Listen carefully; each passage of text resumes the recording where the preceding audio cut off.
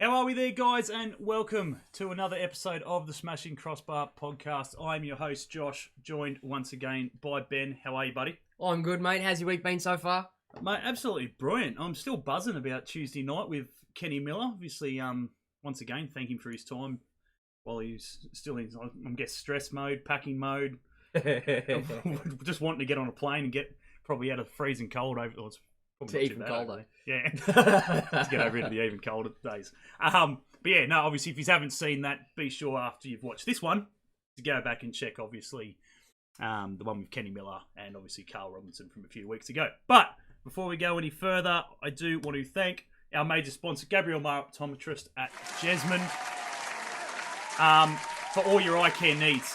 If you guys obviously want to go down there and see them and to get whether it be get some new scripts, obviously get your eyes tested, go down and see Lockie and his father and mention us and you'll get a nice little discount thanks to Lockie and his father, as well as obviously the competition that we are in the middle of, which will probably be drawn in the next 2 weeks. So as I said, guys, Mako pair of sunglasses, thanks to Mako and Gabriel Maher for giving us the pair of glasses to obviously give away, valued at $200. So,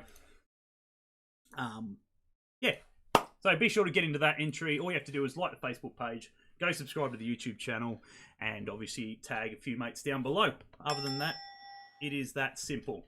Anyway, we are lucky enough to be joined by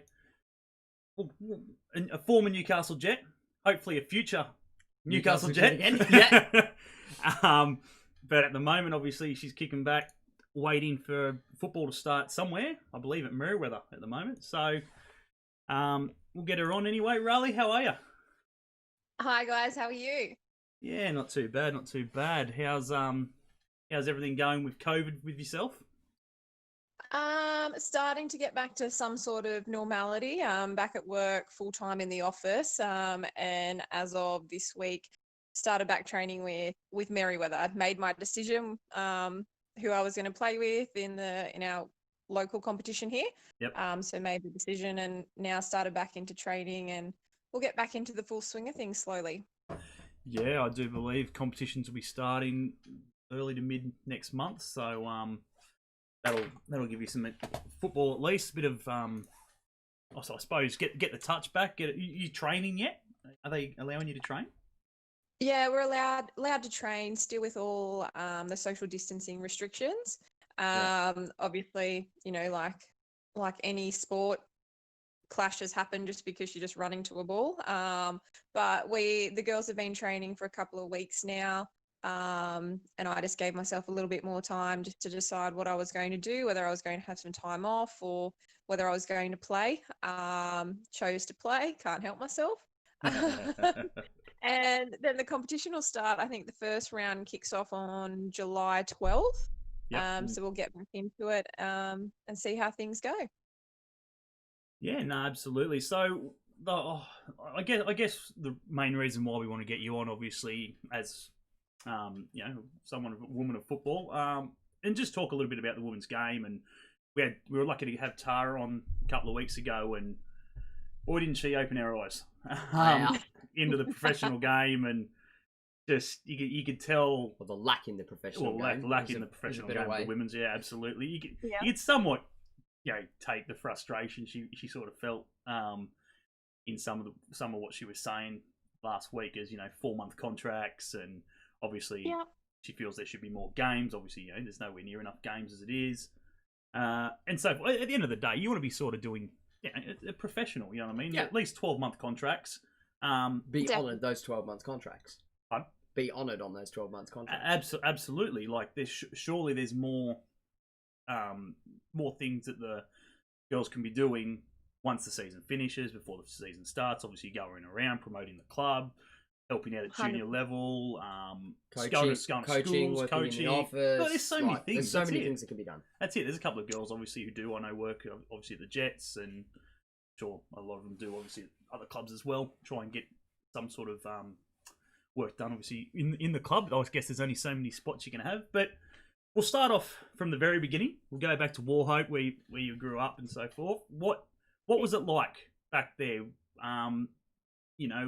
were you still having to play mixed? Was there girls Yeah. actual sides? Yeah. Look, back when I first started playing, I was 5. There was absolutely no all girls teams. Yeah. It was mixed, and to this day, I would still play men's competition if Northern New South Wales cut their ban on females playing Yeah. in the men's competition. Yeah. So I played, I think, a couple of times. I might have had one other female in the team with me, or I think there was on one occasion too. Yeah. I transitioned to all girls when I was 12, 13, and I played in an under 14 girls competition. I did 1 year with that, and then my dad went, "That's too easy for you," and then bumped me up to the 18 female competition when I was 14. So I played there until I was 16. When I turned 16, I jumped into the females, the like senior females competition. Yep. Played 1 year with them. Then that was deemed too easy, and then I played first grade men for 2 seasons up in Port Macquarie. Yeah, so that was a big thing, and I look back and I can't believe how young I was playing in that competition. And I wish that I'd give it a go now, because I think I'd obviously definitely would be a very different player a decade on. But that's the joys of hindsight and living down here. But no, I was just very fortunate. Warhope's actually now had three females that have played or represented the Matildas. Oh, wow. One of them was my cousin, Trey McGovern. She also captained the Matildas. And the other one is Caitlin Cooper. Oh, okay. So we've had three of us have represented Warhope at a national level. So for a very small country town, and for Warhope Soccer Club, because we still go as a soccer club, we're not known as a football club. It's very, very successful for such a small country town to produce 3 females on the national stage. Yeah, absolutely. Obviously, you were saying, obviously, you were 14 and so forth, playing at the under-18s girls level. Obviously, you'll find a lot of parents won't be obviously as comfortable as obviously your old man and going, "See you later, off you go play with the big ones." A lot of the lads in the opposition have just sort of been like what I was a couple of years ago when we played against our local girls. It was very much a, do we go in hard? Do we not? Do we still here? Yeah. But like, how do we go about this? I think I copped the opposite when I was playing in the competition, because the boys were like, "Well, we'll just show her that she shouldn't be playing." And I was just lucky when I was playing in the men's comp. The men that I was playing with were quite protective. But they'd get involved if things had to happen. But I was always the first one if I did, if I got taken out badly or there was something a bit shady going on, I was the first one to actually egg on the other male. I still remember to this day I was playing SYL boys, and there was a guy who I egged him on way too much, and he actually had me by the shirt, and I was like, "Go on, hit me, we'll see how this goes down." And the thing was, I was a very shy girl when it came to playing in female teams, but when it came to the men, I just felt quite at home. And for a long time, when I used to go back and play girls, say at the Australian national titles, my dad would just be like, "Can you just play like you do against the boys? Completely fearless, completely free. It's like you choke when you're against the girls." So then I had to train myself into a mindset of when I was playing girls, I had to pretend I was playing boys.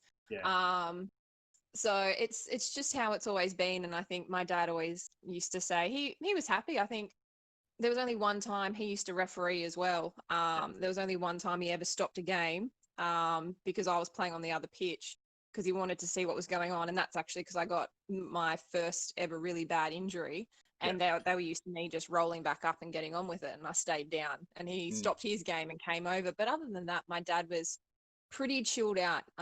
Like, they used to put me on trains to come to Newcastle and train, which was a 4.5-hour one-way trip. So, they were pretty good with me. They never, with 4 younger sisters, they couldn't drive me everywhere. So it was always a bus, a train. So I am grateful for them, because I'm quite independent now as a result of how we had to do things. Yeah. So I'd safe to say, obviously, your father must have been a pretty big influence, obviously, in your playing career. Just from as simple as obviously, encouraging obviously to play up levels, do this. Obviously he could see the potential early, and obviously didn't want you to waste it. And as you said, putting you on a bus or a train and so forth to travel 4.5 hours to go to training and school. And because you went to Hunter Sports eventually, is that right? No. So I went to an academic high school in Port Macquarie. Oh, okay. So my parents were, while they could see potential, my studies came first. So I once got like a C on a maths test, and my parents cut me from playing in the Bill Turner State Grand Final. And my coach, who was also the head of the maths department, he actually called them and he said, we need her. If she studies all the way and redoes the exam on the bus and passes, can she please play? So here I was catching a bus down to Sydney with all my friends who I was playing with and my coach, and I had to sit up the front with my coach doing maths the entire way down and reset the exam. But that was my parents. My studies came first, and that was because they knew that there is no money in female football or soccer, and 100%. They were like, you get an education. Education will always come first, and I'm very very grateful that they did pull that one with. Yeah, absolutely. That's it. At the end of the day, obviously, if you're lucky enough to play your mid-30s, you're doing pretty well, and after that, you don't get picked up obviously in the commentary sort of thing, the media. If you got nothing to fall back on, you're in big trouble. So, exactly. So obviously, I think there's a question there. And if anyone's got any questions as well, guys, feel free to put them in, and we'll fire them away to Rhali. Yeah, this one is from Mane Salah Allison. Great name, by the way. Absolutely. That's a brilliant name. That is a great name. What made you decide to play football? If I'm honest, it wasn't really me who decided. It was my parents who decided when I was 4-ish. So I was in athletics a lot, and they said I always had to do a team sport as well as an independent sport. And I used to watch my dad playing first grade, and I used to try and get onto the field and steal the ball off my dad. So they transitioned me into soccer when I was 5, and I just took to it. I enjoyed it. I got to, try and be better than the boys, and I'm an exceptionally competitive person, even when it comes to board games. So I took to it, and as I went along, I just fell in love with the game and what it had to offer in terms of friendship, travel. Obviously being good was a big thing as well that makes you enjoy it. And it just went from there. And now, like during COVID-19, I've realized how much I miss the game just for playing. Not for all the other bits and pieces, not for the glory or anything. It's just for playing the game itself and chips with it. Mate, that is a fantastic mug that you've just brought on stream for everybody to watch you drink your tea out of. I don't know. What mug did you give me? You've got the Little Mermaid mug, mate. Oh, that's brilliant. I stitched you up before stream. Thanks, mate. That's cute. That's so good. That's cute. I hope my daughter... Actually, no, I was going to say I hope my daughter's watching. No, she should be nearly in bed, so I hope not. Get to bed. Oh, mine are in bed. She should be in bed, hopefully. So, yeah, well, fair enough. What else have we got here? I think another trip. Where do you see yourself past football? Oh. Look, I've thought about it a number of times, and it has changed because obviously I am a full-time occupational therapist at the moment. And I always plan to transition back into doing rehabilitation with stroke clients. I really enjoyed that in the hospital setting when I've worked there. Yep. But because I love my football and soccer so much, I've also really considered working with a club and working my way up high into more of a managing / CEO position. I don't foresee myself being a coach, probably because I've learnt in the last couple of years, particularly going to Melbourne City, my expectations of myself are ridiculously high. Mm-hmm. And then when I transfer that back to even my local team, I've got to learn to reel myself in and be a bit realistic about the situation. So for me, I just my partner and I, we do want to travel. We had to postpone a 3-month backpacking trip a couple of years ago because of his health. Yep. So for us, it's travel. And then I just need to decide which way I'm going to go, whether it's into sports administration or whether I can continue on in the health industry as well. But either way, I've got, my degree, which I love, to fall back on if I decide not to go into higher up into the sporting industry. Laurie, she's coming for your job. Yeah. Step over, Laurie. Can you imagine it? Co-CEOs of the Jets. Could you imagine it? I think Laurie would just be happy just to go, there you go. I'll just sit back, step back into retirement, and away she goes. Absolutely. But again, it's things like that which you don't hear. You never hear it very often, and if at all, where I think needs to change. Obviously, more women in football. Obviously, there are a few coaches around. But again, other than that, in sort of the higher sectors of clubs, there needs to be more. And because, as I said, it's not all about the men anymore. It is about the females as well, involved in the club and everything else, just from the juniors, obviously, up to the A League, the W League, for example. But yeah, as I said, it's just one of those things. I guess I suppose after listening to Tara last week, it really has opened better my eyes in regards to, obviously, we need to be doing more in regards to the women's game. We need to be making sure there's a lot more pathways for women. Yeah. Is that a pathways, marketing, everything. Yeah. Yeah. So, yep. It's a huge sector that has, there's a lot of potential there.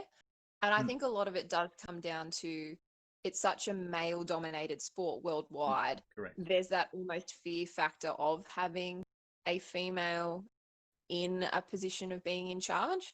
Yeah. So they're generally shut down big time. My partner's mother runs a junior soccer club, and I know she does a lot with that. And it's always an uphill battle when you're negotiating with other clubs, or if you have a senior club, because most of the time they're run by men. They're dominated by their male NPL structure, and trying to make any sort of waves when the NPL system is dominated by financially, which COVID-19 has severely revealed how much money they are spending in just the NPL. It's, for me, this awareness and having more females within the game speak out is highlighting how bad it is, and to think we're calling it bad now, but it was actually worse 3 years ago. Absolutely correct. Yeah, it is amazing. As I said, I can remember, obviously, it's funny, like, hearing back, obviously, going through that, obviously, just little things, like Bill Turner Cups, like, oh, those were the days. They were. They were the days. Oh, that was so good. Nothing better than representing the high school or whatever it is, and the Bill Turner and beating Hunter Sports nearly every. Yeah, we never really had anything that low down here. The lowest you got was Doherty Cup. No, it was all through school, and it was great. Travelled to Sydney and all around bloody Australia if you were good enough. Travelled to Sydney and stuff to play like the Sydney select side when I played for the Victorian select side, but even things like that, as well as obviously playing against, same thing. I can remember playing for Adamstown. Obviously, I played my whole juniors and played state league and everything through there, and up the buds. Absolutely up the buds. I'm not going to go into it. Not going to go into it. We were all good till about a day yesterday, I think, when I seen it pop up on the Newcastle Herald. You signed for Merriweather, but we'll let it slide. We'll just leave it as they need the best players, obviously. No. Good on them. It's a great signing for that. As I said, I'd be stoked if I was able to pick up, obviously, Matilda, even though it is only the one cap, Matilda, and obviously Melbourne City. You can't get much better than that. Can't get much better than that. The best club in the women's division in Australia, as far as I'm concerned. So, nonsense, guys. But playing again, same thing, playing with women and so forth, and obviously because there was nowhere for them to go. That's it. They had to play with the boys, and I can sit back. I know a few girls that have obviously gone on and done well with themselves, obviously because they probably played with the men. They learned to take a hit, and sister was the same. She played for the men all the way up to 17. But at the same time, they shouldn't have to, as much as they should have their own pathway from juniors and so forth. But I think Luke's put another quit. No, not Luke. Aiden. He's having a rib at you. He's having a rip at me. Yeah, good on him. He always does. If you ever had to live in a rented flat with one other Newcastle Jets ladies player for 6 months, who would it be? We won't make it 6 months because it'll be 4 months, mate. 4-month contracts. 4-month contracts. Too soon. There's no 6-month contracts, mate. She'd be out of there. 4 minutes and 4 months, 1 day. Packing the crap, she'd be out. Who would it be? If you could pick one Newcastle, let's open it. Yeah, it doesn't have to be Newcastle Jets. She's played at City. Oh. Who's the one female that I don't know? Yeah, that I don't know. You've either on like a house on fire. Like a house on fire. I could easily give you one if we just stuck with the Newcastle Jets one. We'll go with that one. All right. Well, that would be actually my roommate the entire time and my best friend for a long time, Gemma Simon. We both started like the first ever season with Newcastle Jets. We were both in the team, both very shy, quiet girls, quite young compared to who we were playing with. So we've been through a lot together, just with like our families and soccer and her injuries and you know, I had a really bad one at Newcastle as well. So she would be mine. She'd probably drive me up the wall a few times. And I'd probably do the same to her because I just don't shut up sometimes when we're together. But if I said overall, it's making it really hard because I have like 4 standard housemates all the time in Melbourne who I just can't live without when I'm down there. So it makes it really hard. Well, they're going to find out. There's some talented players down there. Oh, I know. I mean, well, I'll run you through the 4.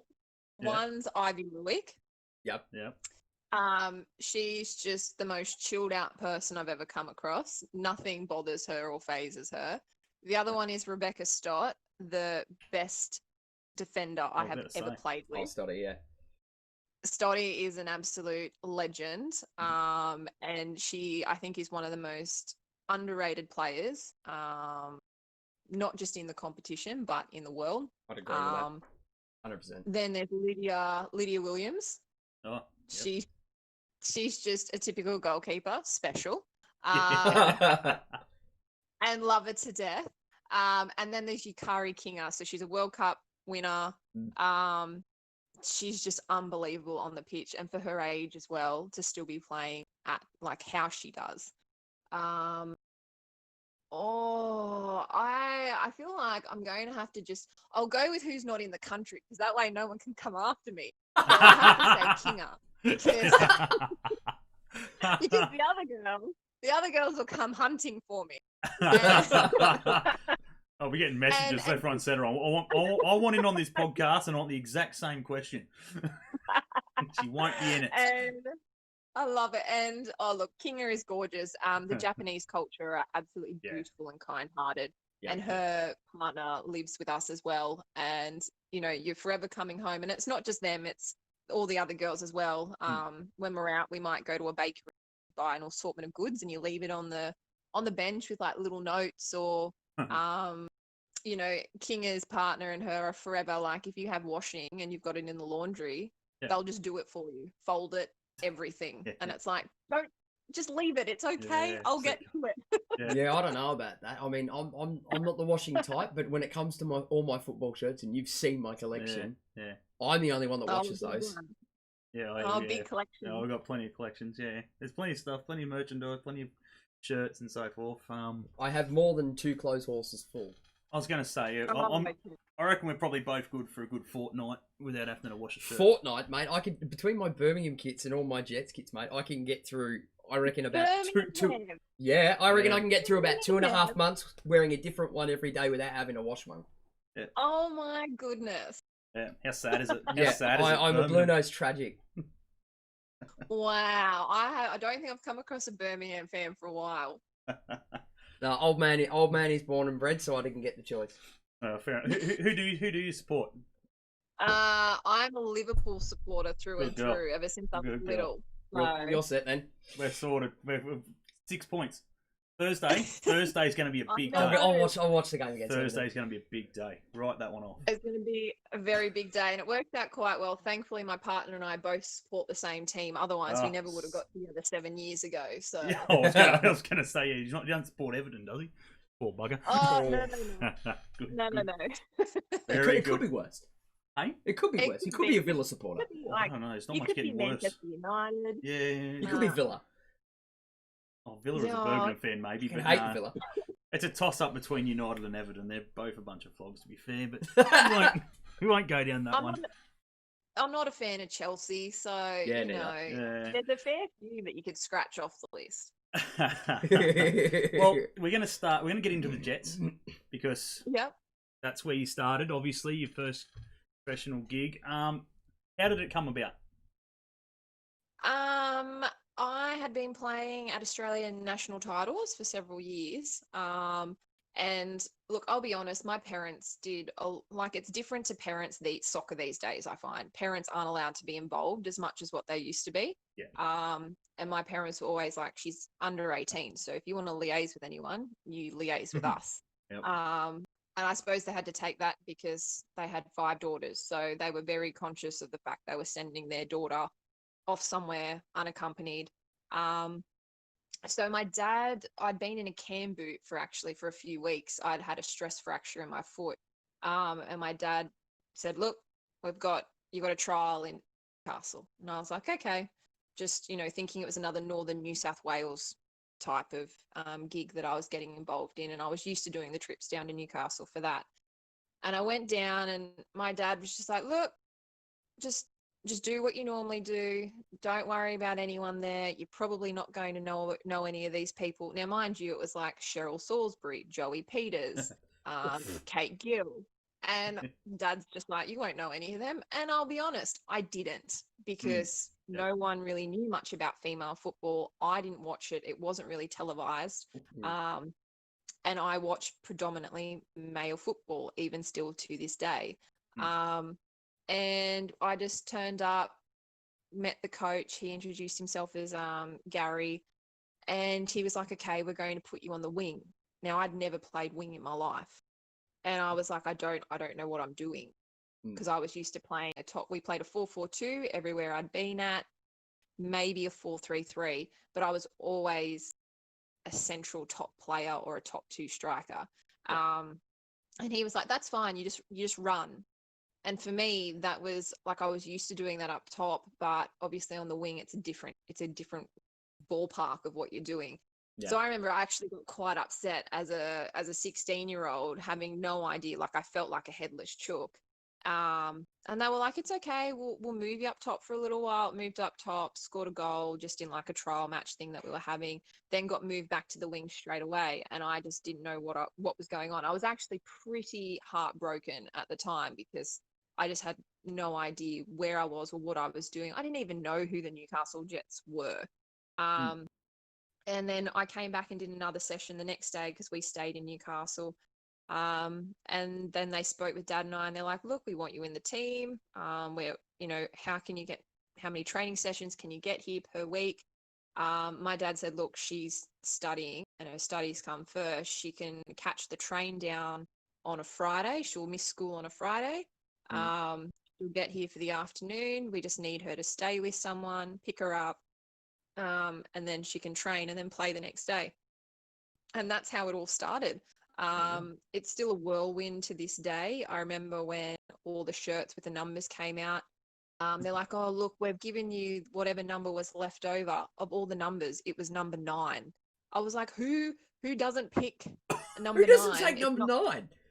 I don't know. Every other shirt got taken, and Dad's like, he's like, what number did you get? And I was like, oh, 9. And I was always like an 11 or 10. And Dad's like, oh, well, that's fine. You're fine. And I was like, okay. So for me, I had no idea what I was playing in. I went back to school and I was like, oh yeah, I'm playing for the Newcastle Jets and I get to fly places, not realizing the enormity of what it was, because I was a 16-year-old and I was a very shy country 16-year-old girl. so like Gary used to pick me up off the train sometimes. Cheryl Salisbury did at times. And then Libby Sharp, who was a defender for us as well. She was 1 year older than me. Her family actually used to pick me up, take us to training, and let me, like, I'd stay with them and they'd get me back on the train. But I always, after, games, I'd be on the train as soon as possible so I could get back and play for my men's team. So it was always a very whirlwind time, those initial couple of years. And then I had a bit of a lapse when they had a new coach and it was like, you have to be here all the time. Not at all. So that was always a hard one as well. And that coach he was like, well, I don't deal with parents. And for me, even to this day, I'm of the opinion that parents should be involved with their children, particularly females, until they are 18. Absolutely. 100%. So for me, it was a slap in the face when I used to be like, well, can you discuss this with my parents? And the coach at the time was like, well, no, I don't talk to parents. Yeah, right. So for me, it was an interesting, I've had a very interesting road to where I've gotten to today. And I'll be honest, I haven't taken an easy road, and I'm grateful for it every day that I hit brick wall after brick wall. Because it's made me work a lot harder to get to where I am.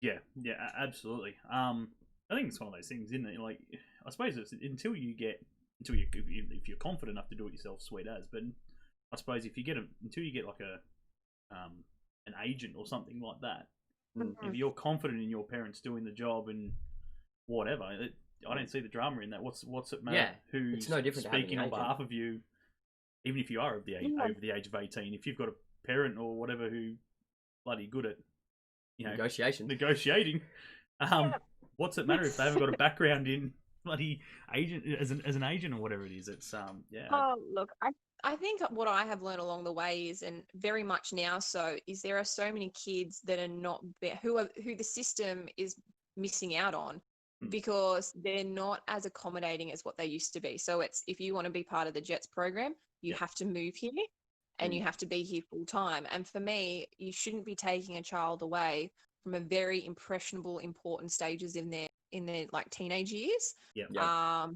Or like telling them you just focus on sport, ditch your education because you're going to make Australian squads. Well, you can't promise that. And so many parents fall for it. And when I hear these stories, I just shake my head because I know what's going on behind the scenes. And I just think, I can't really get involved, obviously.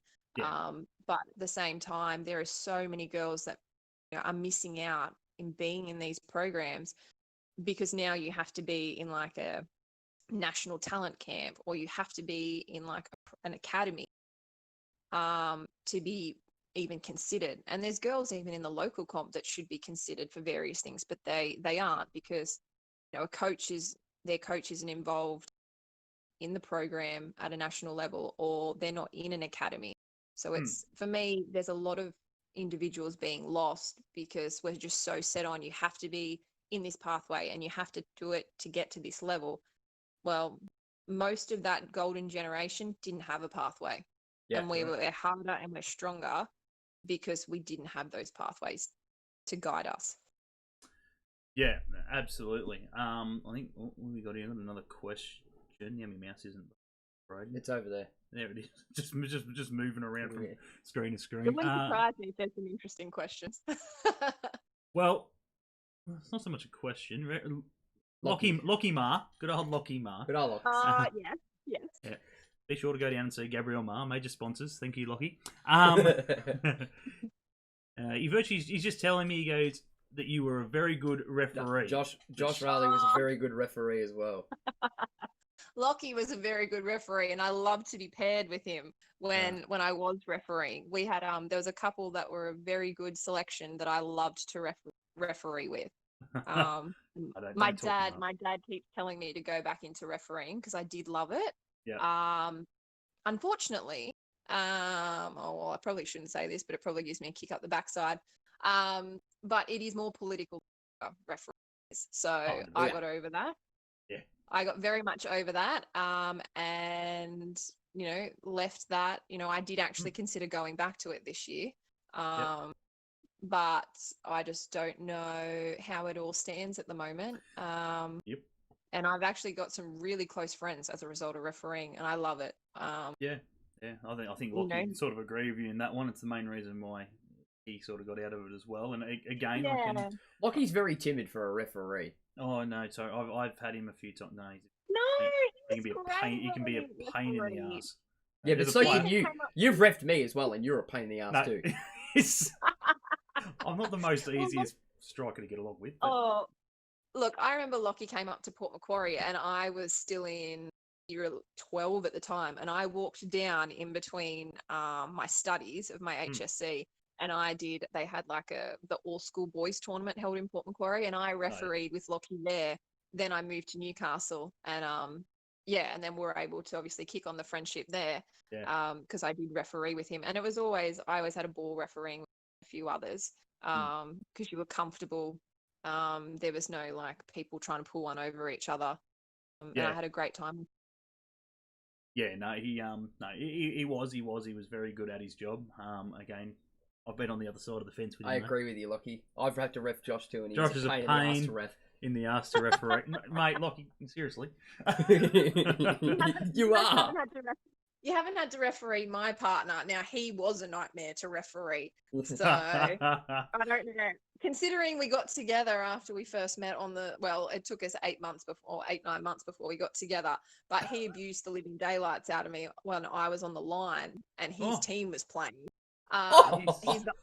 He's the only player to ever make me cry as a referee. I waited until I got off the pitch into the change rooms. And then I don't know how we've ended up together as a result of that meeting. You know what that is though, only because I've done a little bit of digging. It's a Maitland thing. They're special people. The whole club's a special. You reckon we asked Matty Thompson that same question? Absolutely asked Matty Thompson the same question. That's why he left. No, you can. Well, I mean, there's a fair few boys that were there that helped build that club who have left. And look, good on them because they went on. One's won, NPL, championship. Yep. The other, he's now got a beautiful family. And then, my other half, Matt, well, he got me. So, he can just live through me, can't he?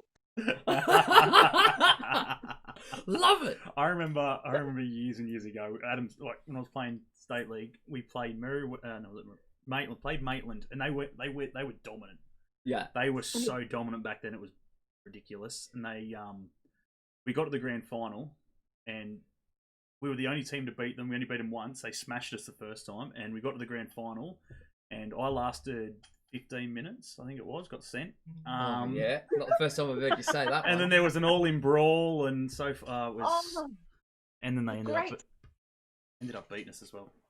Anyway, but again, they were always they were a dominant side, and they were an underrated club. Yeah. And the only reason, in my opinion, they should have been an NPL, top level, like a lot sooner than what they were. But obviously, they didn't have grandstands, they didn't have the lights, their facilities were shit. It was just an oval. That was it. There was a lot of things, and as a referee, so I was warned when I got my first, I'd been refereeing here for a year, and I got my first gig up there, and everyone was like, all the referees were like, oh, beware, like they're rowdy up there, you're going to hate it. I went up there and I loved it. The crowd was like, yeah, they're rowdy, but that's what I was used to from refereeing back up home. So for me, I had a great old time. And I mean, it's they ended up putting me on a lot of Maitland games because I didn't mind them and they liked having me there. I mean, it may have been because every time I had to yellow card someone and I went to look at their number, they were like, it's 0456. That's the oldest trick in the book, that one. Yeah, so I'd just be like, and I think it's because I was a player, and when you're a player, you understand as a referee that sometimes it's there's a different, you get a different take on the game, and I think that's why I got along so well with that club at the time, because they were known as rowdy, but I was able to just keep a tad tight leash on them. Yep. So, Yes, but no, other than that, like, yeah, my refereeing career at the moment's on hold, but I have considered a comeback. So thanks for that, Lockie. Did you get to do any games down here in Melbourne?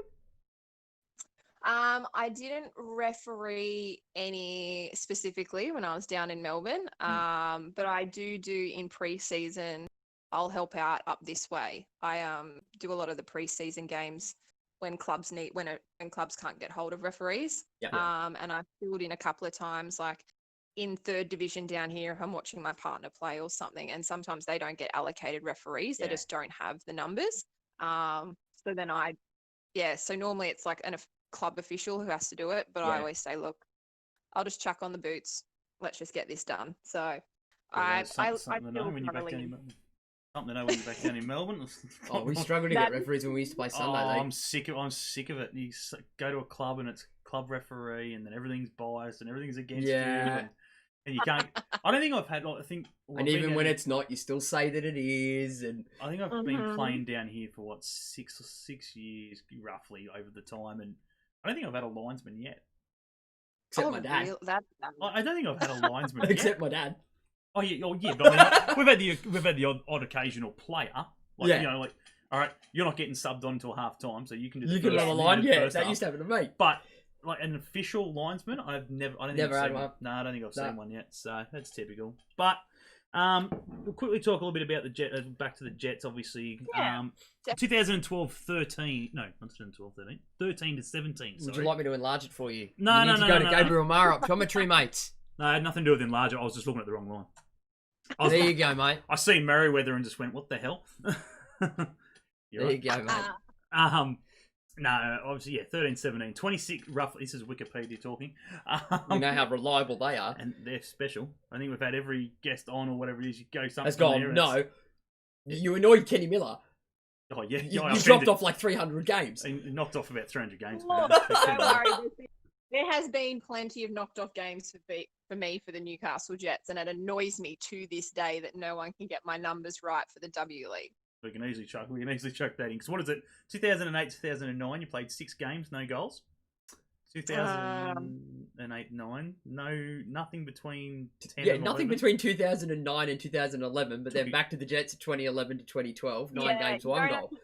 There were games in between there. I've got it all written down. I won't be able to tell you off the top of my head, but there was appearances in there. There was a couple of goals. It was like that. Anything beyond what was from 2012. Anything from 2012 backwards. There's not a lot of record for anyone. Yeah. Because it was just not really broadcasted.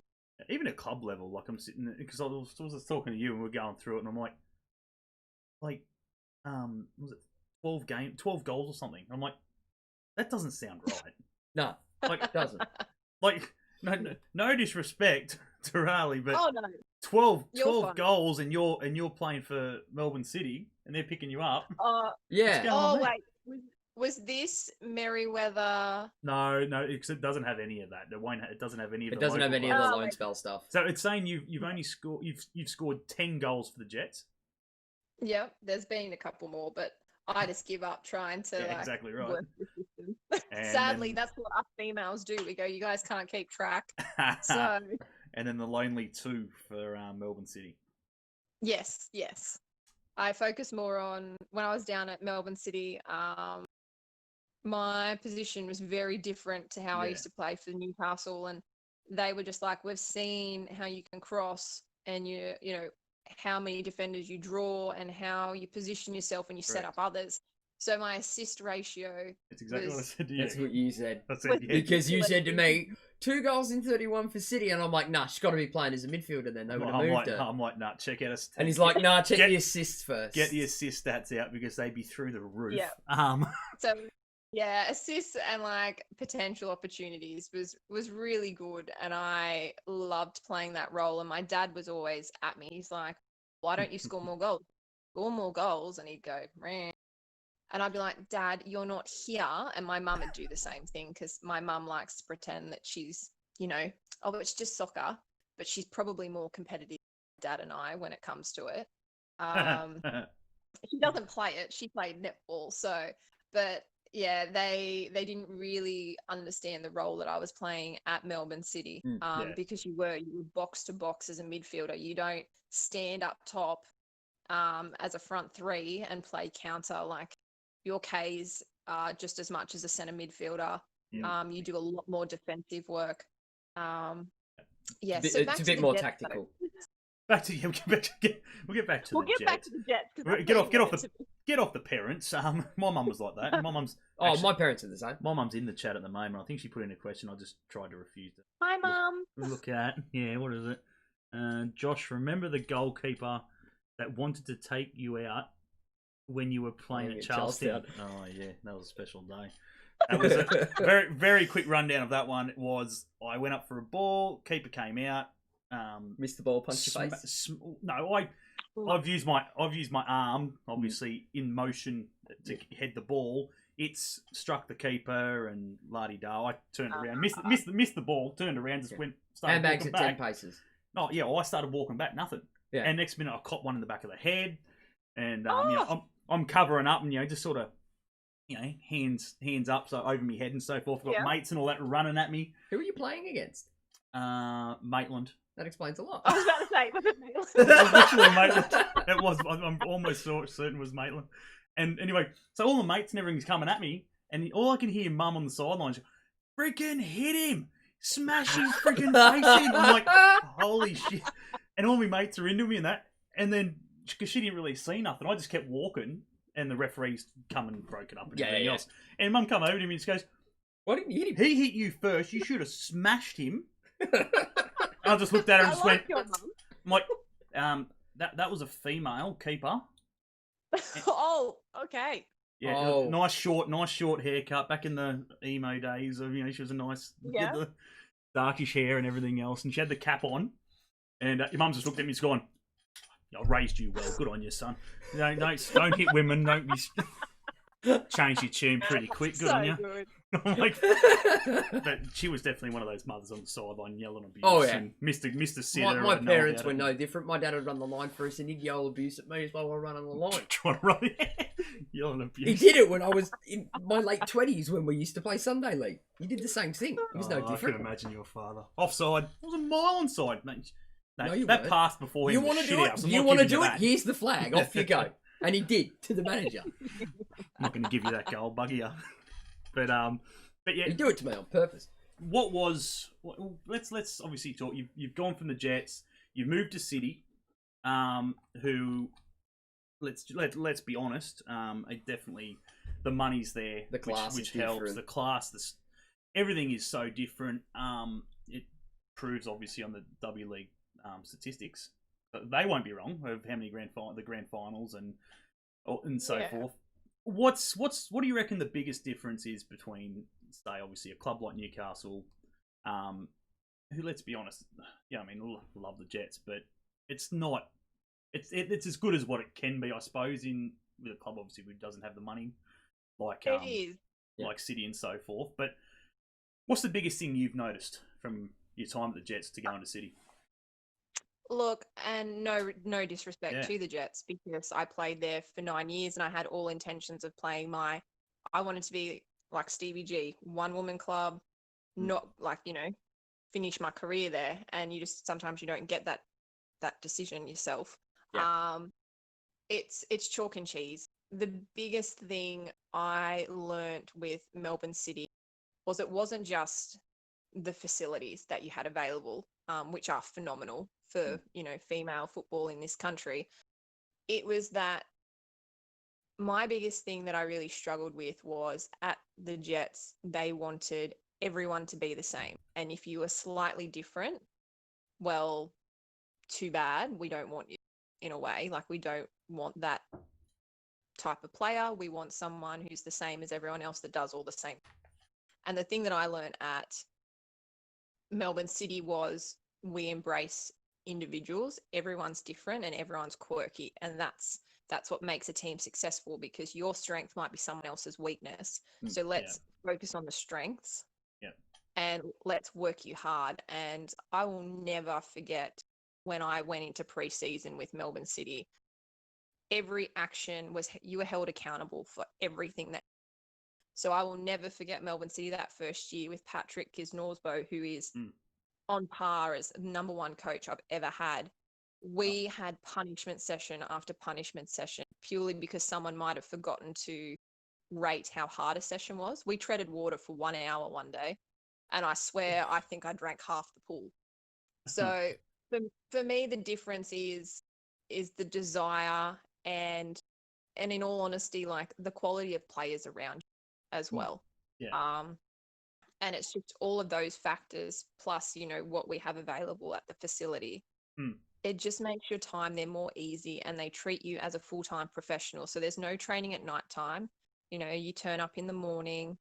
You know, you're treated like a man in a way, a professional male footballer. Yeah. And I think that's the biggest difference, is that it's considered full-time. You dedicate your time to that. Yep. And you get every opportunity available to be the best version of yourself. I think that's the best. Yeah, it's definitely what needs to happen. You know, what we had Tara on last week, as we were saying, and she was saying that obviously now obviously she's finished Lord her Griff time. has arrived. Griffo! His ears must have been burning. Newcastle Jets, what? How are you, mate? Yep. How's things? But yeah, look, it's one of those things again. You know, you got to play like Kisnorbo. His career speaks for itself. Yep. I guarantee he was worked to the bloody bone overseas. He is a special individual. I love him, but he's a very special individual. I'd agree with that, and I've never met him. I've always thought he was a special individual. Yeah, I agree. The amount of times I've just... Yeah, and that's the thing, and it comes down to, and the thing is, like, everything that Melbourne City do, all the other clubs can do, but they choose not to, and that's what it comes down to. Yep. It comes down to the choice of the club. You know, Newcastle can be highly successful with the right things in place. Yep. But until someone is willing to fight for those, and that's what Melbourne City has always done with their coaches, they always fight for that bit more. Until they do, they're never quite going, like we've always sat at Newcastle around that. It's either, as bad as it sounds, it's either wooden spoon or it's sitting around that fifth place playoff. Obviously there was the other in the other year where they did do well in the final. But we're always sitting around just that final bit, like that fifth place or wooden spoon, and they just teeter either side of that. And for me, like, I would love to see them successful as a club, but they need to make the choice to invest in their female team to make it, you know, that players want to stay in Newcastle, that players want to come to Newcastle because it is a great location. So many people love it here because of the beaches, and a lot of the Americans and Europeans come over and they love beaches, and you can't get that really in Melbourne, but they come because of what the club offers and what the facilities we have in place. And, you know, Newcastle could offer that, but it comes down to those that are willing to work for it and put those things in place. Yeah, I think, and again, as much as you don't want to bring it around to it, but money is a major factor.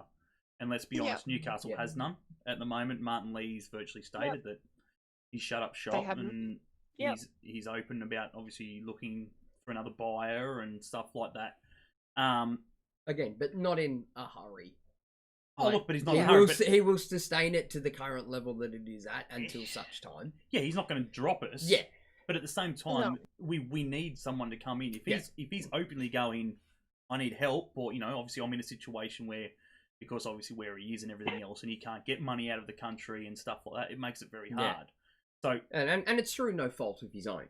No, that's the biggest thing as fans. Obviously, you can't just sit there and just go, "Oh my god!" You know, he came in with all these high expectations, which he achieved. Which he achieved. He said that he would make the ACL in 3 years, and he did, and everything else. But at the same time, the situations have changed and everything else, and we need to now find a buyer, or hopefully him get back into some money, to get back on track. I think the biggest thing, and the one question I really wanted to ask you, coming from obviously your time at Newcastle, back when you sort of got a few internationals in. Yeah. to now at City, where, as I said, the money helps. And let's be honest, M jumped across. That's your perfect sort of way of looking at it. M wanted to stay, but we couldn't afford to retain her and the Americans that we had just for crazy. this current season. Should have been again. And again, as much as it hurts us as Newcastle supporters and being a local lass and everything, you can't begrudge her and you can't be angry at her for moving. I'm surprised she lasted longer than she did. Let's put it that way. Like, I thought she would have gone, and she deserved to go a lot earlier. In my opinion, than what she did. She stayed longer than I thought she would have. And she's a class act. Yeah, she's a class act, and you look at the Matildas caps, the quality. But again, you can't as a fan begrudge her that move. Yeah, okay, it's sore and it hurts, but again, you got to remember 4-month contracts now. Yeah, which brings it just all that into line so much more. Granted, she's lucky. She's lucky enough to be able to travel and to go overseas. Back in the US, get a contract overseas, which obviously helps because once you hit America, as we've found out, it is full time. There is no working. You're flat out, and you don't work. Work is there. The same thing is at Melbourne. So you get up in the morning. You rock up, you get there, say, depending on what time we decide to start, it might be because of heat factors, we start earlier. Yeah. But we're in there at 9, there's a full cafeteria there. So your breakfast you can have there. We have a chef, so that's your lunch sorted. So you get there at 9, you mosey around, you have breakfast, the physio's there that you've booked in to see if you need to see them. We have like what we call our pre-ac room. Which has like all our yoga mats, equipment, our gym in there and everything. So you can just, potter around, do whatever you want. We have our change rooms, which we don't have to worry about washing any of our gear. So you rock up in whatever you want. In your locker is everything folded, ready to go. So that's all your training gear, or your second strip. You then have your strength and conditioning coach that does, or like you'll go into video normally first. You do video for say 30 to 45 minutes. You go into the pre-ac room, you do all your stretching or you warm up, anything like that, which is all directed. And then you walk down to the field as a team, pending which field we're at. You train for 2 hours. So you're getting off pitch after midday, and then you go from that into gym. And then you do a full gym session, which is all supervised. You then have the chef who's cooked like lunch for you, and like there'll be leftovers. So a lot of girls take them home. Some of the girls hate to cook, and that's on them. So, you're getting home anywhere from like 2:30 to 3 sometimes. And that's if you use like the recovery pumps, the ice baths that are there. There's obviously physio as well. So for us, it's full time at Melbourne City. But, we're given the opportunities for that to be full time, which is lovely. It was a really nice change, and it was a shock to the system going to that as well. Yeah. And let's be honest, obviously, the Jets, obviously, to the women, like the standards, their fit facilities now, obviously because they're out of the forum and so forth. Like obviously, they still you get your ice bars and you get your pools and your bits and pieces. Again, I have no idea about the chefs or anything like that, and how the training. Chris is probably doing strength and conditioning work. Yeah, absolutely. But it's one of those things I think where our biggest loss this year for us. Again, we finished bottom. Two wins. Like internationals were the biggest thing. Yeah, and that's exactly what I was about to say. And for us, or for any club in the W League, like as much as you would love to have a full Australian squad and have the talent, and it'd be, it'd be fantastic. Yeah, not to have to rely on people like that. But look, with Newcastle, and it's very simple. What they did this year, we've tried many times, and look, I don't have any regrets with what's happened. My move to the Jets releasing me, and then me being picked up by Melbourne City. But the biggest thing is what they did this year. We've tried so many times before, and it's never been successful. Because they've shown you can't rely purely on youth. You need the internationals. You need good internationals, and you need the experience there as well. Yeah, 100%. And I think some of those girls are brilliant. They are brilliant players, and I keep in touch with a few of them as well. Yeah. But at the same time, it's like beating your head against a brick wall. And I would love to see them, pick their game up a bit. And I know, as we've said, money is a big thing. But, there are other players in Australia that aren't necessarily international, but they would offer a lot to a squad like Newcastle. Yeah. Yeah. Read that question there from Newcastle Jets. Oh, you just gave me that one because you just saw the name that was in it, didn't you? And you know she's one of my favourites. Yeah, go on. Right.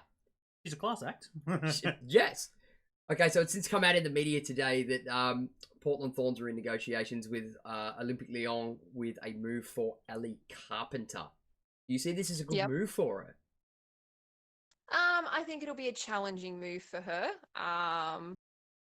The French league, because I've taken kids over 2 years in a row, and I do tours of England and France in their academies. Yep. Okay. The French competition is very technical, so it will be very interesting to see how she fits in with a club such as them. She's a very physical fullback. A physical fullback who only plays a certain style with being a wing back. So it will be interesting to see how she takes on coaching of you play a certain way and you play a certain position, and that's where you stay, and taking on the technical aspect. I think it could benefit her in the long run, definitely, and could offer a different aspect to her game. So I'll be very interested to see how that goes. And then obviously trying to get there with all this COVID-19 will be another factor as well. Yeah. Yeah. I'm assuming she's back in America then. I would. Like him. Oh, look, it's hard to tell because some are contracted and aren't over there yet. Some have declined. So I don't know what's going on with all of that. I mean, America's not somewhere I would personally like to be at the moment. Yeah, absolutely. Absolutely. Absolutely. But we won't get onto that because the just dominated by it at the moment. So no, we don't need to go into that. So as I said, obviously Emily Van Egg wants herself. Back to there, but I don't think she's had much luck either. So, but yeah, obviously we'll start wrapping it up. But what do you think? What do you think the women's game needs? What do you think needs to? We'll say 5 years. In the next 5 years, what do you think needs to happen? In 5 years, we need to move the W League to winter, preferably, if we want to make it competitive. We need to move it to being a winter competition, and we need to have it as proper, like a proper full competition. So whether that's 2 to 3 rounds, more games the better, because then you're going to see entire squads be used, not just a select 11 players. And it will give the opportunity for people who do get an injury, they can actually rehab and then come back that season. Rather, you have a lot of girls now, they get injured and you don't see them for the rest of the season because it's so short. And I think we need to see, long-term contracts, minimum, 12 months, commitment to clubs to allow players to work with clubs and build on what they've learned rather than do 26 weeks. That's what we do at Melbourne City. Our contracts are 4, so almost six months. So do proper long-term contracts and work with players all year to actually build on their skill sets. And I think just kind of it's hard because it can go so many ways, but we would like to see more internationals here for a longer period of time rather than short. Because that's what's, we want people to play for us long term and make our competition one of the strongest competitions in the world rather than us filtering out, which is if we have a W League this coming season, it's not going to showcase a lot of the players that you've seen the last few years because all the comps they're going to run through the W League time. So for me, we would want to keep our players here, attract other players, and make our competition one of the strongest ones nationally in the world, so we can start showcasing more talent. Yeah, absolutely. I think that's the thing. That's probably the main thing. Obviously, I think women obviously want out of it is obviously, as I said, at least 12-month contracts are definitely a must. I don't see why there can't be 12-month contracts. It's a professional sport.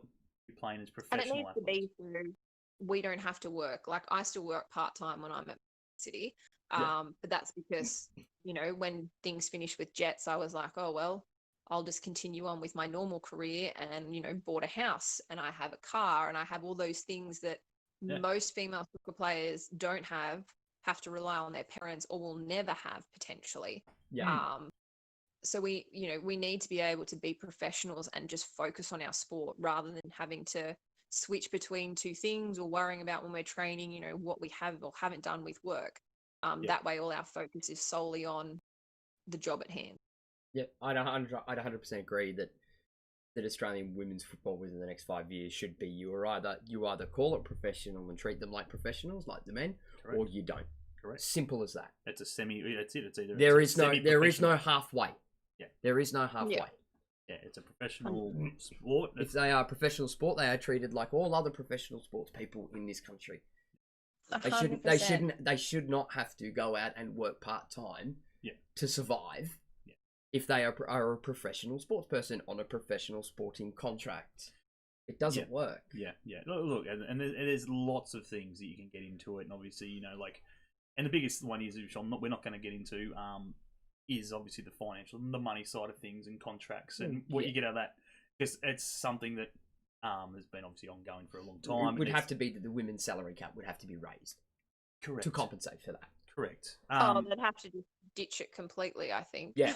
Well, yeah. That as well. Obviously, again, it's one of those things. You know what I mean? When you're playing in the salary cap league, it makes life hard, and that's not just at the women's level; that's at the men's level as well. Yeah. It's the men's, it causes a lot of havoc. Well. Absolutely, it's very difficult to get all these players and so forth, and then you're having them to take pay cuts and like penny pinching and that's it. Oh, you know, we're going to finish the season, but we want you guys to take a 50% pay cut and everything else. I'm like, oh yeah, right, no worries. But as you said, they may not. Well, look at it this way: they've taken a 50% pay cut, but they're getting paid more than any W League player. Exactly. Absolutely, and that's again, obviously taking a 50% cut. I'm sure a lot of the players will be okay to live. They won't be living the extreme life that probably what they had with all their, you know, like their special things that they might get, you know, office new renovations. Car and office renovations, you know, obviously they won't be able to buy luxuries, I suppose, like they probably were on 100%, but they will be living comfortably and being able to get through it okay. And about to say, they should be happy because they're back kicking a football again. Yeah, exactly. 100%. Absolutely. So, but look, the last thing I do want to touch on really quickly, because obviously I'm sure as any Australian, representing your country would have been... Is the top of the list. You can't... I don't think you can beat that. It doesn't matter how many grand finals, doesn't matter how many... It's a sense of pride. Best player in the A Leagues and stuff like that, or whatever's come with it. I think representing your country is by far probably the best thing you can do as an Australian. And you've only got the one cap so far? Still early days? Yeah, one cap so far, still early days. And how was it? You know, it was amazing, and it was something that I'd actually given up on. And I know that's something that people probably don't want to hear from someone who was, how old was I? I was 21. You know, for me, it was a dream that I'd given up on purely because of all the hoops and everything to jump into. And it's not really based on too much on performance these days, but for me it was amazing going on. I came on for Lisa Devanna, and we were playing Brazil, and it was the first time we'd beaten Brazil a long time. It was an amazing opportunity to represent my country. I was in awe of what I had achieved and what I had sacrificed to get there. And I mean, I would be silly to say that when I was getting subbed on, did I get teary? Yes, I did. But that's just me because I'm also a very person. But no, it was a wonderful experience that I will always remember and cherish as well. Yeah, absolutely. Hopefully plenty more to come. 100%. Hopefully a World Cup 2023 based in Australia. Hopefully by next week we'll have an answer. And everything's looking good so far. So I think it'd be they rate our massive. chances. Huh? They rate our chances. Well, who was it? I think it was Brazil. Was it Brazil who backed out? Between us and Japan. Us and Japan now, yeah, and then somebody, I can't remember if it was Brazil, but one of the bench runners pulled out, so which makes it a little bit easy for us. But it's something that we need.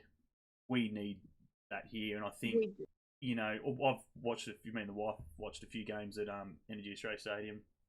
Marathon, whatever you call it these days, McDonald Jones. We just roll through the list. I still call it Hunter Stadium. Yeah, Hunter. Hunter Stadium. Oh, the Newcastle International Sports, whatever it was. Oh, and it's packed. You know what I mean? Like I watched them play Peru. I watched them play.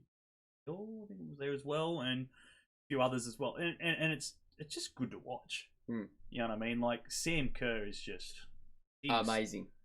I don't know. She's just wow. The talent. She's in good form.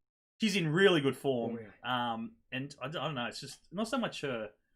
I think of the brain. Her brain just is, in my opinion, just I don't know. It's out of this world. Like the way she thinks and where she is and where she needs to be, and she's very dominant. It's very much a second nature thing. You would have played with her, obviously. What was it like playing against her? Oh, look, for me, I mean, it's hard because I never actually verse her on the pitch per se because we're at opposite ends of the field. Yeah. So I watch her and I can see what defenders should be doing. But obviously, when you're running full pelt at a defender, that's what I do to defenders. And when you're running 100 miles an hour at someone, it's very hard for them to adjust depending on what way you go. I think the best thing that she's done is the move to Europe because that's going to test her game because the Europeans picked up how she played prior to coming into the World Cup and pretty much had her under wraps big time.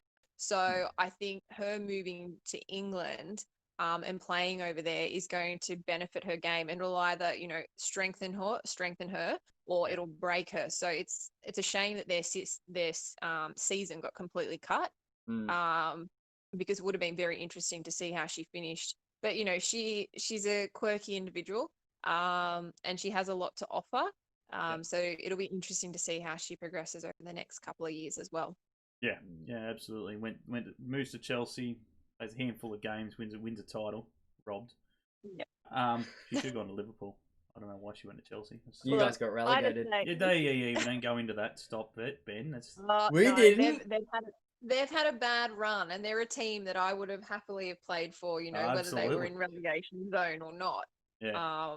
No, we got purely shafted. because of the club. You got shafted. We survived. We've always had a good women's team. You had a good women's side, Birmingham. We've always had a good women's side. All right, we'll be the back. men, not so great. We'll be back. But yeah, look, as I said, at the end of the day, honestly, we do thank you for jumping on and giving us a little bit of an insight to obviously what it is like playing for the Jets and what it's like in different, obviously, clubs as well. Again, Melbourne City is a very good club to obviously compare to because, yes, they have a lot of money. It helps. You've got the full range of the spectrum. The name is enough. Well, I've experienced both ends of the spectrum. You really have. Title winning, wooden spoon. Yeah. What's heavier, a title or a wooden spoon? Oh, definitely a title. I was going to say, there's a bookshelf that it sits on, a floating bookshelf that the three actually sit on now. And it's actually broken before. We've had to fix them all to the wall with something else. So I actually, when the medal first got put on me in that first grand final, I was like, no one swing this because you will fracture someone's skull with it. That's how heavy you could actually kill someone with it. So yeah, I was very wary of even being around someone like Rebecca Stott because she just gets so excited, and I'm like, this will probably swinging around, jumping up, bouncing around on the stage and so forth, and things just going. What falls off a stage quicker? What? What falls off a stage quicker? Oh. A medal or a person? Think about it. Yeah. Let's toilet seat. The toilet seat, yeah. We need to test that theory again. Yeah, that'd be nice. The final one, all right, guys, right on chat. The final one is: would you want to come back to Newcastle if you got the opportunity? interesting question. Believe me, you're not the first ones to ask this recently. I would not say no, but they would need some significant changes to the squad, and that I'm not talking about just international players, and their coaching department. I would need significant changes for that to happen. But it's not something that I've closed the book on at all. I think, winning 2 titles and a minor premiership. I've had a very successful time, and I'm a very different player to what I was a couple of years ago. But no, I have not closed the book on the Jets. There'd need to be some changes in place. I think it's like anything, though. I guess where you go from Newcastle, you don't have to use it as Newcastle, but you go from any club that's struggling, and then you go to a successful club, and you dominate, and you win, and you're on a high, and that club comes back to you going, oh, okay, sweet, no, we want you back. You're out of contract. It does the make main thing, improving your craft. Do I go home somewhat, close to home, and that's the thing. Do I still see out what I'm doing here? If a contract comes my way where we are still successful, we aren't on that downward slant yet. And on a more personal thing of, can I improve my craft further? Correct. I suppose is the big thing. Yeah, and that's the biggest thing. Like, I'm such a different player, and actually an exceptionally different player to what I was when I left Newcastle to what I am now. And I think for me, like, it just comes down to what's best for me at the time. Because obviously I have my other half up here. And like, yes, he travels down and sees me a lot. But when you've done it for 3 years now, but it's always a wait and see. You never know. You don't know what's happening even with the W League, because it's not even being considered at the moment. So it's a wait and see game for us at the moment, and whether clubs are going to support having a W League team, considering all the financial problems they have with across the board in the competition for their men's team at the moment. No, absolutely. We're gonna end it there. We're gonna let you go. Enjoy porn stars. I think it was you were. That sounds really fast to everyone. Oh yeah, the porn stars, the American pawn shop. Porn as in porn, pawn brokers. Yeah, I really didn't think that through. No, you didn't. You really Rhali did. only made it worse. I really didn't. I knew what was going on, and then I went, "Oh, hang on." So in all honesty, we're probably watching a Reno show or like Grand Designs, because we're big into our Renos. Nice. Yeah, and I'm an avid gardener, so we're renovating our backyard at the moment. So I do a lot of garden night time. Well, Luke's telling you to get on the phone to Laurie, mate. Make it happen. Get on the phone to Laurie. Come on, new chief scout. Excuse me, I'm Carl's new chief scout. You are not Laurie's, nor the women's department. You can jump across, mate. Wear 2 hats. But at the same time, like, again, as a Jets fan, would I love to have a back representing us? Absolutely. But if you're succeeding, you don't want to take that away from anybody. Of course, it's just one of those things, like. You're dominating down here. Christ, I wouldn't be going. The longer that Rhali's there, the better she improves as a player. The better a player we're eventually gonna get back. Look at it that way. 23. That's not a bad theory. Smart. 2023. She needs to keep improving the craft to get to the World Cup on home soil. Yeah. Get a couple more caps under that belt. Absolutely. A few more tears. Pressure on, guys. Let's be grateful we're not in Newcastle. Not that I'd come to watch Merryweather play. Although round one, Adamstown versus Merryweather, I hear. In the W League. What? You've missed 3 epic grand finals here with Merryweather the last 3 years. Oh, they won something, have they? Oh. Yeah, we're now the. Let's not start throwing shade. Yeah, we're now the most successful WPL club. Wow. There you go. That's pretty impressive, actually. Yeah, strength to strength, man. That's pretty impressive. It's good that success. It's good that they got the women's game developing and striving there. It's good. But at the end of the day, we do hope you have a good season. Obviously, with Merryweather. For everyone in Newcastle watching, be sure when you're allowed to, obviously, get down there, support The women's game in general is the big one. It doesn't have to be just obviously Merriweather and Adamstown or whoever. Yeah, I'd like to put it in the podcast in an audio form now to say it is as simple to support the women's game, and we should be supporting it in the same way that we support the men. Those couple of beers that you're going to have at the pub pre the men's game, if there is a double header, get down and watch the women. Yeah. You can buy beer at the stadium. What was that? I said my partner does that all the time. Him and the boys, they get on the beers, and then they go to the female game, and then sometimes they'll actually leave the men's game because they're like, oh, we're only here for the girls. Yeah. We've done it before. Like, we'll leave the pub and everyone's like, where are you going? We're like, well, the women start in 10 minutes. Absolutely. Bloody oath. You got to support. You can get beer at the stadium. Yeah. And if you're in Newcastle, Christ, it's the cheapest place to get beer at any stadium in the A League /W. And again, if you're in Melbourne, you actually get full strength beer. Exactly right. That's exactly right. But I think the biggest thing is make sure you guys do get down and support the women, whatever it is, whether it be local level or obviously the W League. Regardless, obviously we'll be doing that next season. We will. It's enjoyable. It's good to watch. I would honestly It's a cracking game. Not because we've got a female on the show. I would rather watch women's football most times than men because you don't know what's going to happen. Men's game can be very predictable. Yeah. In who's playing. Women's game is a completely different kettle of fish. You have no idea what's going to happen in the women's game. Christ. Tessa Tamplin runs that line. Oh, that goal. She's got that line. The goal, the Tessa by far my special. favourite Jets player. Tessa Tamplin special. Current Jets player. 40 yards out.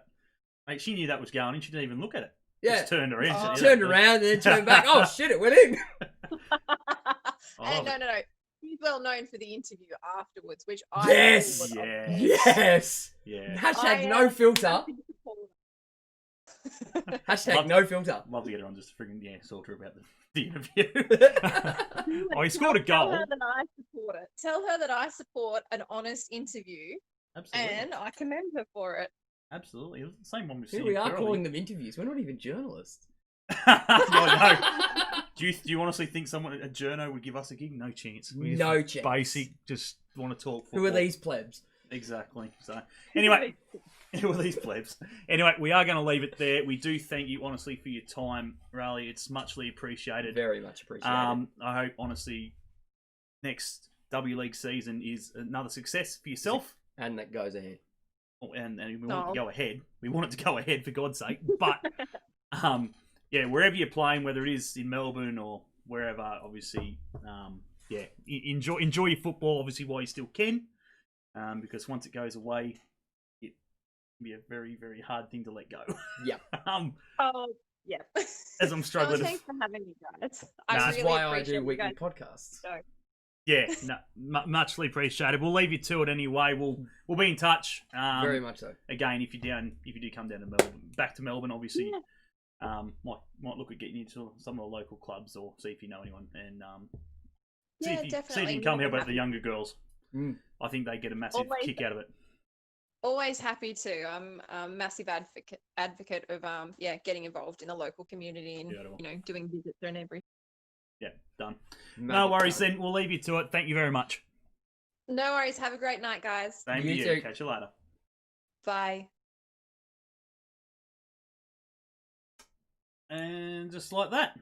There you go. That was an amazing interview. I just find it was amazing. Now, to be honest, guys, obviously, we really thought maybe 40 minutes.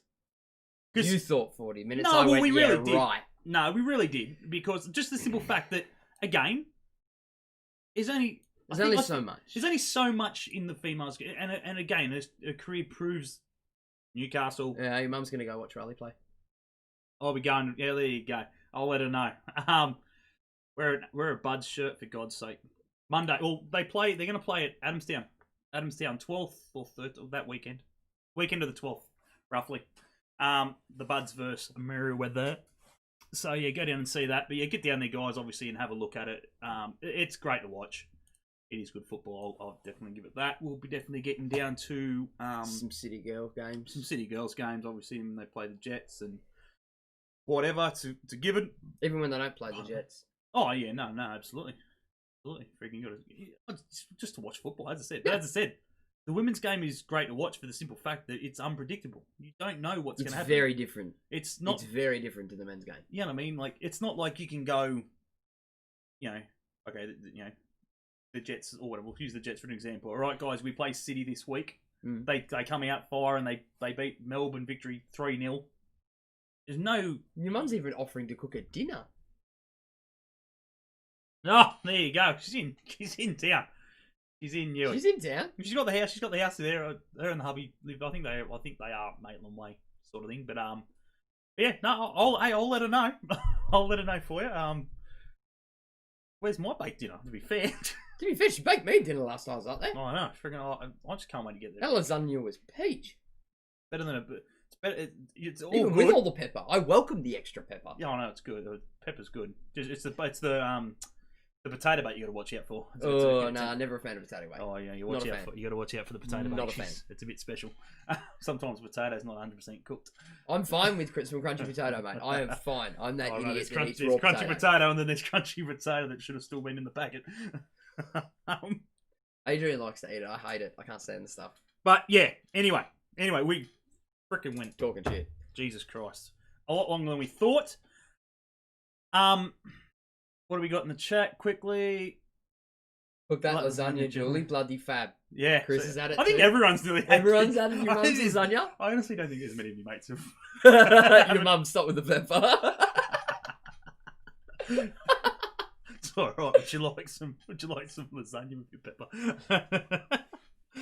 You were making the jokes. I was slapping you for making the jokes. Well, be nice to your mother. Just sit there and eat it. You're talking about friggin' the extra pepper in that on a friggin' live podcast. I was talking in my own room where no one was going to know about it. You brought it up. You've ruined it for her now. No, she never. She won't be able to cook lasagna. Never. Again. The pepper will not be coming out of the cupboard. Yeah, Chris is going to start taking his daughter to games. The beer is shit at the stadium, so drink Canadians. Yes. Bloody hell. Well, whatever. Luke comes in with your mum has dinner with everyone. Yeah, the boys, all my mates get over there, and I wouldn't be. Some of them even when you're not there. The majority of them when I'm not there. Just rock Well, up. What are you doing? Oh, just called in to see your mum. That's what I do. Yeah, it's whatever. That's because we'll need somewhere to sleep. Yeah, we'll always need somewhere to sleep. He's a special boy. But yeah, off that scenario and off topic. We are real quickly, guys, because you are here. You've seen the news. Mossy gone. Hang on. Doesn't like he's gone. Ben's your favourite soundboard. It just works. It does. But not gone as in the fact like end of the season like he was going to. Not that he's 6 feet under. He's gone. In the way that it's now immediate. Immediate departure. 4 games at a minimum. Left.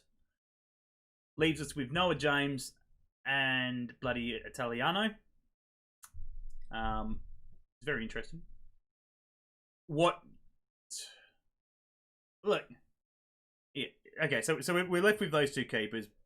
We thank him for his time. Thank him for his service. He had an outstanding career. Okay. Good luck to him. Can't take that away from him. Good luck to him, obviously, at MacArthur, where he is obviously going to be the new goalkeeper coach. Yeah. If you're going to have a new goalkeeper coach at a brand new club, who better? Not much better candidates. Who to better? Have than obviously someone who obviously has had an outstanding career himself. So good luck to him, obviously, in what he does there and everything else he does after that. But the big question, guys, we want it really, really quick. It's been brought out, obviously, that Kane Shepherd will not be back. Something that we knew 3 months ago, but had to find out today again. Anyway, Kane Shepherd's not there. Bloody freaking, who was it? Wes will not be there. I'm not sure about a Beanie. Haven't heard much about that. But you've got those 2 blokes definitely that are gone and will not be back. It's going to be an interesting lineup. It's going to be an interesting rest of the season, considering that Carl and Kenny are adamant that they want to push for finals. That leaves the squad very thin. I think if you're gonna, it's apparently coming according to Luca, Beanie is at training. There you go. Good. Maybe we should have spoken to Toddy about that first. So we should be. Before drawing conclusions. No, I had no idea about Beanie. I gathered he would have been because he signed the contract and he's out of a club. And otherwise. we still got Arroyo. Arroyo never left, so he's here. Ledley will be on a plane by the end of the week, so he should be sweet by next week. So now that we have a bit more information, dare say Kenny's probably organising that as well. It's probably on the same freaking plane. They'll probably be on the same plane. No, one's in Scotland, one's in Wales. Yeah, round the corner. But again, Night, with all the flights and everything else. See you later. Enjoy your night. Bye. With all the flights and everything else, though, they probably might both, depending. They're probably going to have to go to They're Heathrow. probably going to have to go to freaking England anyway. Yeah, maybe. Heathrow. So, but anyway, whatever. However they get in, doesn't matter. That's up to the club. From what I've seen, slightly, it looks like the boys are just going to have to come. The families are going to have to stay. Okay, yeah.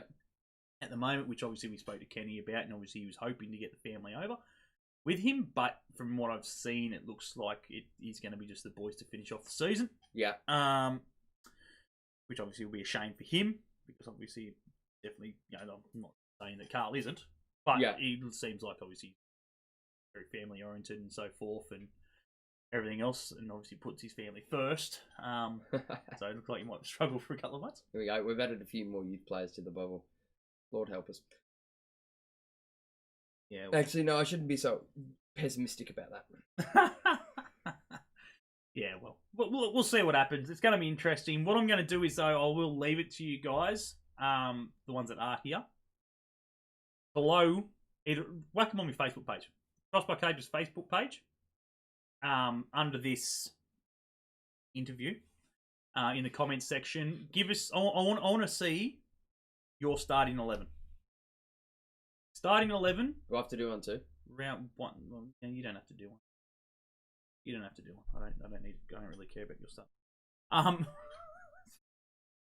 Pretty predictable to be fair. Let's leave it at that.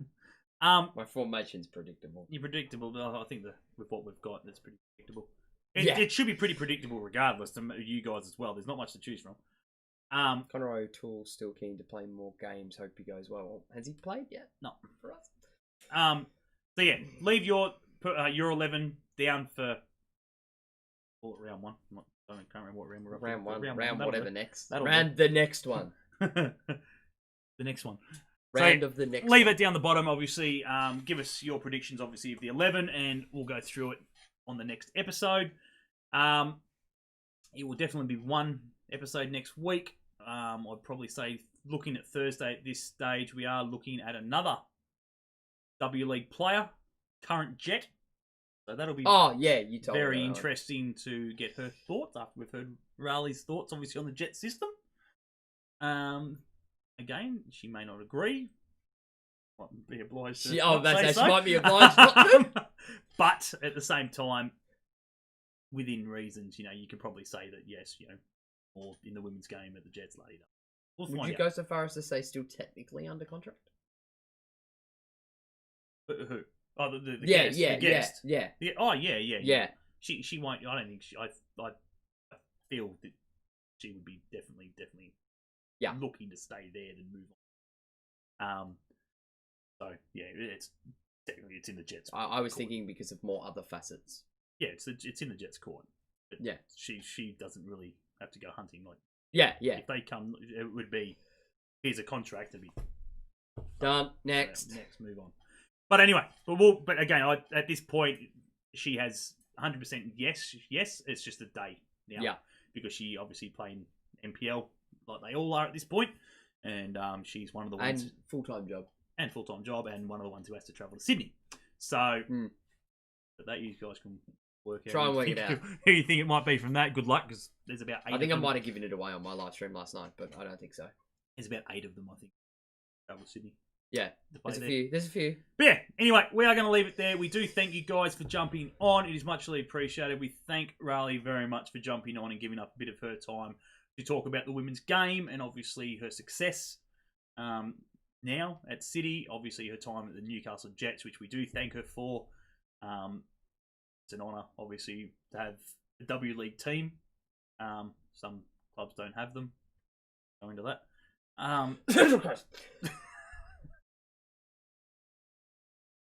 That's why we'll end the show like that. Sorry, 1.5 meters. Thank you very much. Hang on, I saw Luke do this one earlier too. Especially when He's got a full emote for it now. Oh, that's cute. He's getting worse. There we go. He's getting worse. Bloody hell.